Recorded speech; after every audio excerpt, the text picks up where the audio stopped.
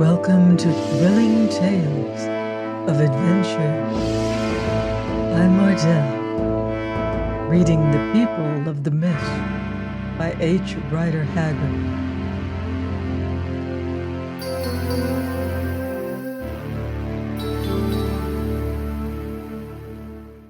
Chapter 6. The Tale of Soa. My lord, I, Soa, am the servant of a white man, a trader who lives on the banks of the Zambezi, some 4 days' march from hence, having a house there which he built many years ago. How is the white man named? Asked Leonard.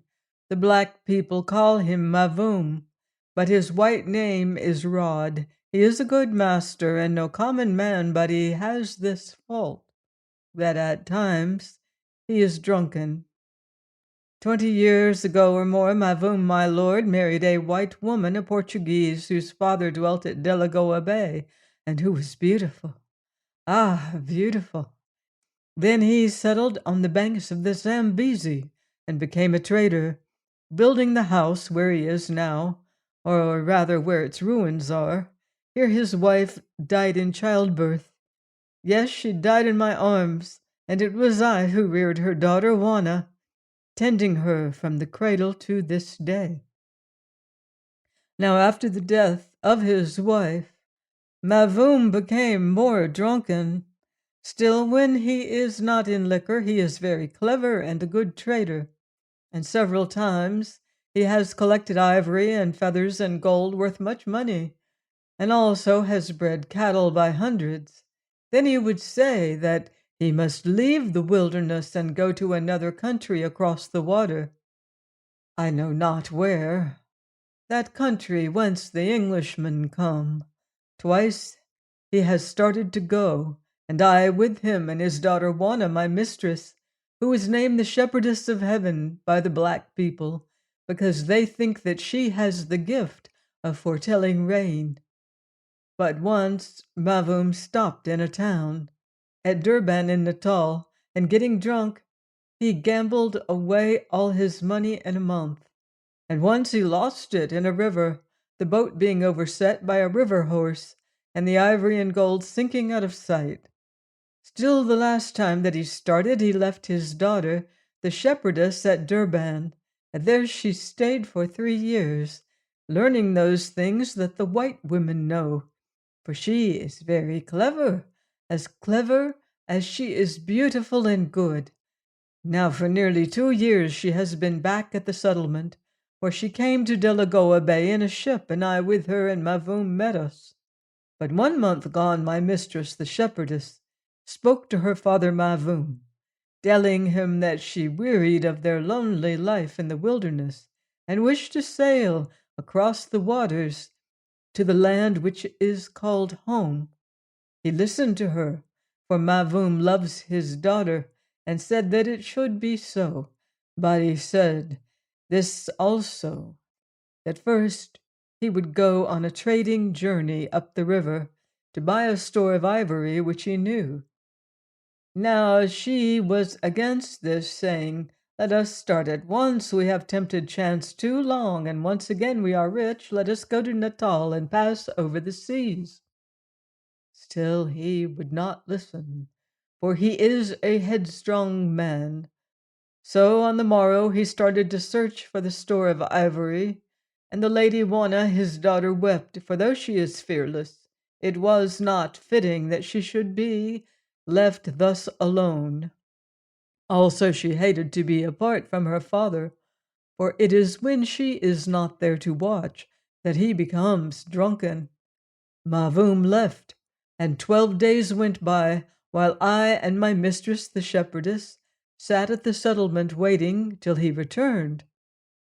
Now it is the custom of my mistress, when she is dressed, to read each morning from a certain holy book, in which are written the laws of that great whom she worships. On the 13th morning, therefore, she sat beneath the veranda of the house, reading in the book according to her custom, and I went about my work, making food ready. Suddenly I heard a tumult, and looking over the wall, which is round the garden and to the left of the house, I saw a great number of men, some of them white, some Arab, some half-breeds, one mounted and the others on foot, and behind them a long caravan of slaves, with the slave sticks set upon their necks. As they came, these men fired guns at the people of the settlement who ran this way and that. Some of the people fell, and more were made captive, but others of them got away, for they were at work in the fields and had seen the slave traders coming. Now as I gazed affrighted, I saw my mistress, the shepherdess, flying towards the wall behind which I stood, the book she was reading being still in her hand. But as she reached it, the man mounted on the mule overtook her, and she turned about and faced him, setting her back against the wall. Then I crouched down and hid myself among some banana trees, and watched what passed through a crack in the wall. The man on the mule was old and fat. His hair was white, and his face yellow and wrinkled. I knew him at once, for often I have heard of him before. Who has been the terror of this country for many years. He is named the Yellow Devil by the black people, but his Portuguese name is Pereira, and he has his place in a secret spot down by one of the mouths of the Zambezi. Here he collects the slaves, and here the traders come twice a year with their dhows to carry them to market. Now this man looked at my mistress as she stood terrified with her back against the wall. And then he laughed and cried aloud in Portuguese, "Here we have a pretty prize. This must be that Juana of whose beauty I have heard. Where is your father, my dove? Gone trading up the river, has he not? Ah, I knew it. Or perhaps I should not have ventured here. But it was wrong of him to leave one so pretty all alone. Well, well, he is about his business. I must be about mine, for I am a merchant also, my dove. A merchant who trades in blackbirds. One with silver feathers does not often come my way, and I must make the most of her. There is many a young man on our part who will bid briskly for such eyes as yours. Never fear, my dove, we will soon find you a husband." Thus the yellow devil spoke, white man, while the shepherdess, my mistress, crouched against the wall and stared at him with frightened eyes, and the slave traders, his servants, laughed aloud at his evil words. Presently she seemed to understand, and I saw her slowly lift her hand towards her head. Then I knew her purpose. Now there is a certain deadly poison, white man, of which I have the secret, and that secret I taught long ago to my mistress. It is so deadly that a piece of it no larger than the smallest ant can kill a man. Yes, the instant after it touches his tongue he will be dead. Living alone as she does in the wilds, it is the custom of my mistress to carry a portion of this poison hidden in her hair, since a time might come when she must use it to save herself from worse than death. Now it seemed to her that this hour was upon her, and I knew that she was about to take the poison. Then in my fear I whispered to her through the crack in the wall, speaking in an ancient tongue which I have taught her, the tongue of my own people, white man, and saying, "Hold your hands, shepherdess. While you live you may escape, but from death there is no escape. It will be time to use the poison when the worst is with you." She heard and understood, for I saw her bow her head slightly, and her hand fell to her side. Then Pereira spoke again. "And now if you are ready," said he, "we will be moving, for it is 8 days' journey to my little nest on the coast, and who can tell when the dows will come to fetch my blackbirds? Have you anything to say before you go, my dove?" Now my mistress spoke, for the first time answering, "I am in your power, but I do not fear you, for if need be I can escape you. But I tell you this, that your wickedness shall bring your own death upon you." And she glanced round at the bodies of those whom the slave traders had murdered. at the captives upon whom they were setting chains and forks of wood, and the columns of smoke that were rising from her home, for the roof of the settlement had been fired. For a moment the Portuguese looked frightened. Then he laughed aloud and said with an oath, crossing himself, after the fashion of his people, as a protection against the curse, "What, you prophesy, do you, my dove? And you can escape me at your will, can you? Well, we shall see. Bring the other mule for this lady, you fellows." The mule was brought, and Juana, my mistress, was set upon it. Then the slave traders shot down such of the captives as they thought to be of no value. The drivers flogged the slaves with their 3 thronged samboks of hippopotamus hide, and the caravan moved on down the banks of the river. When all had gone, I crept from my hiding place and sought out those men of the settlement who had escaped the slaughter, praying them to find arms and follow on the yellow devil's spoor, waiting for an opportunity to rescue the shepherdess whom they loved. But they would not do this, for the heart was out of them. They were cowed by fear, and most of the head men had been taken captive. No, they would do nothing except weep over their dead in the burned kraals. "You cowards," I said, "if you will not come, then I must go alone. At the least, let some of you pass up the river and search for Mavoom, to tell him what has chanced here in his house." The men said that they would do this, and taking a blanket and a little food, I followed upon the track of the slave drivers. For 4 days I followed, sometimes coming in sight of them, till at length the meat was gone and my strength left me. On the morning of the 5th day, I could go no farther, so I crept to the top of a kopje and watched their long line winding across the plain. In its center were 2 mules, and on one of these mules sat a woman. Then I knew that no harm had befallen my mistress as yet, for she still lived. Now from the kopje I saw a little kraal far away to the right, and to this kraal I came that same afternoon with my last strength. I told its people that I had escaped from the slave drivers, and they treated me kindly. Here it was also I learned that some white men from Natal were digging for gold in these mountains, and next day I traveled on in search of them, thinking perhaps they would help me, for I know well that the English hate the slave drivers. And here, my lord, I am come at last with much toil, and now I pray you deliver my mistress, the shepherdess, from the hands of the yellow devil. Oh, my lord, I seem poor and wretched, but I tell you that if you can deliver her, you shall win a great reward. Yes, I will reveal to you that which I have kept hidden all my life, aye, even from Mavoom, my master. I will reveal to you the secret treasures of my people, the children of the mist." Now when Leonard, who all the while had been listening attentively and in silence to Soa's tale, heard her last words, he raised his head and stared at her, thinking that her sorrows had made her mad. There was no look of madness upon the woman's fierce face, however, but only one of the most earnest and indeed passionate entreaty.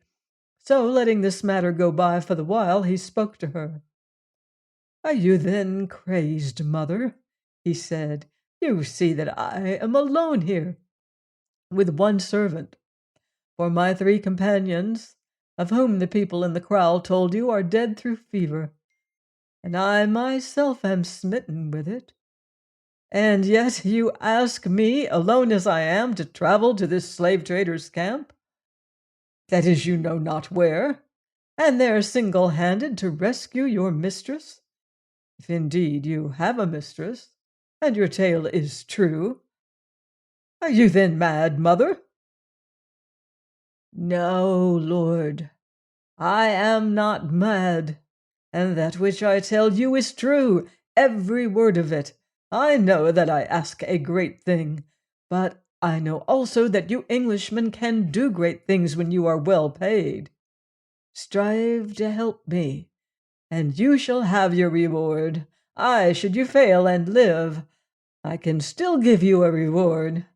Not much, perhaps, but more than you have ever earned. Never mind the reward now, mother, broke in Leonard testily, for the veiled sarcasm of Soa's speech had stung him. Unless, indeed, you can cure me of the fever, he added with a laugh. I can do that, she answered quietly. Tomorrow morning I will cure you. So much the better, he said with an incredulous smile. And now of your wisdom tell me, how am I to look for your mistress, to say nothing of rescuing her, when I do not know whither she has been taken? Probably this nest of which the Portuguese talked is a secret place. How long has she been carried off? This will be the 12th day, Lord. As for the nest, it is secret that I have discovered. It is to your wisdom that I look to find it. Leonard mused a while, then a thought struck him. Turning to the dwarf, who had been sitting by listening to all that was said in stolid silence, his great head resting upon his knees, he spoke to him in Dutch. Otter, were you not once taken as a slave? Yes, Baas, once 10 years ago. How was it? Thus, Baas. I was hunting on the Zambezi with the soldiers of a tribe there. It was after my own people had driven me out, because they said that I was too ugly to become their chief, as I was born to be. Then the yellow devil, that same man of whom the woman speaks, fell upon us with Arabs and took us to his place, there to await the slave dhows. He was a stout man, horrible to see, and elderly. The day the dhows came in, I escaped by swimming, and all the others who remained alive were taken off in ships to Zanzibar. Could you find your way to that place again, Otter? Yes, boss. It is a hard spot to find, for the path runs through morasses. Moreover, the place is secret and protected by water. All of us slaves were blindfolded during the last day's march.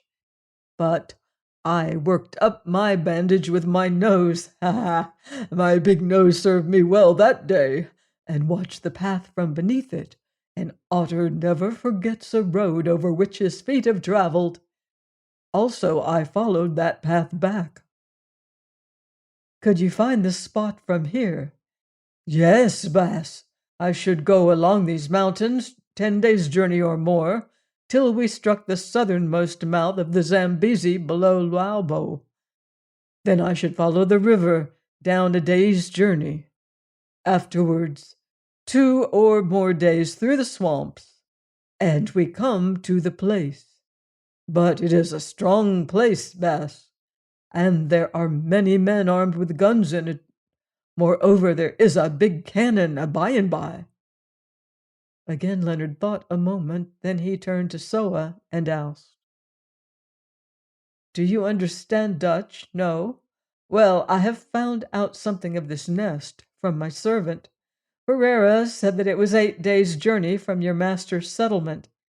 So your mistress has been there some 3 or 4 days, if she ever reached it. Now, from what I know of the habits of slave traders on this coast, the dhows will not begin to take in their cargoes for another month, because of the monsoon. Therefore, if I am correct, there's plenty of time. Mind you, mother, I am not saying that I will have anything to do with this business. I must think it over first. Yes, you will, white man, she answered, when you know the reward. But of that I will tell you tomorrow, after I have cured you of your fever. And now I pray, Black One, show me a place where I may sleep. for I am very weary. Please join me next time for another exciting chapter of The People of the Mist by H. Rider Haggard, here on Thrilling Tales of Adventure.